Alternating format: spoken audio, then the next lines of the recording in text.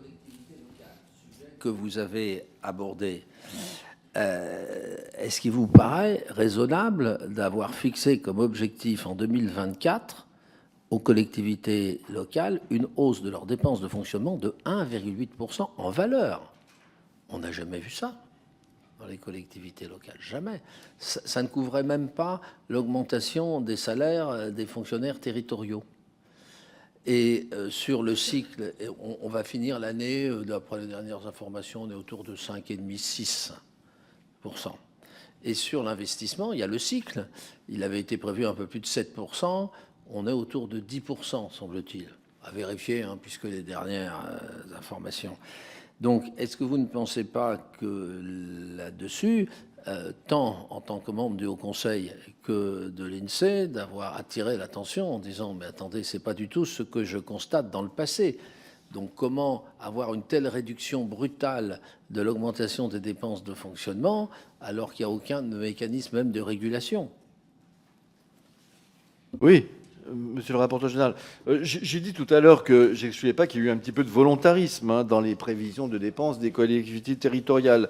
Et je crois me rappeler que le Haut Conseil des finances publiques avait signalé, alors est-ce que c'était au moment du programme de stabilité, est-ce que c'était au moment de quel texte, je ne sais plus, mais vous retrouverez ça facilement, puis vous devez déjà le savoir, et peut-être que je l'ai là sous les yeux, qu'il y avait un volontarisme dans un contexte où il n'y avait pas de mécanisme de régulation. Je pense que c'était au moment du programme de stabilité, Nicolas, c'est ça? Non, je ne sais plus si tu te souviens.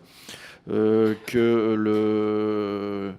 le Haut Conseil avait mis en garde contre ce volontarisme sur les dépenses des... oui, ça c'était au moment du PLF 2024. Oui. Mais je pense qu'il y a un autre moment où on a parlé du fait que, comme il n'y avait pas de mécanisme de régulation, c'est peut-être au moment du programme de stabilité. Évidemment, c'était du volontarisme qui n'était pas assis sur un mécanisme de régulation. Après, moi, je ne peux pas aussi vous dire, le rapport général, qu'à l'INSEE, on vit avec à peu près 0% en euro courant depuis des années et des années, parce que vous savez, je suis dans un ministère où on doit être exemplaire. Voilà. Donc, et ça n'empêche pas l'INSEE de produire de plus en plus.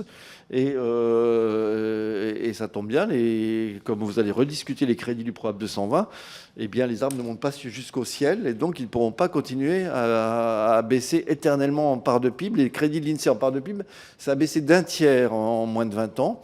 Tout le monde ne fait pas ça, mais ça ne peut pas baisser davantage si vous voulez que je puisse continuer à répondre à vos questions.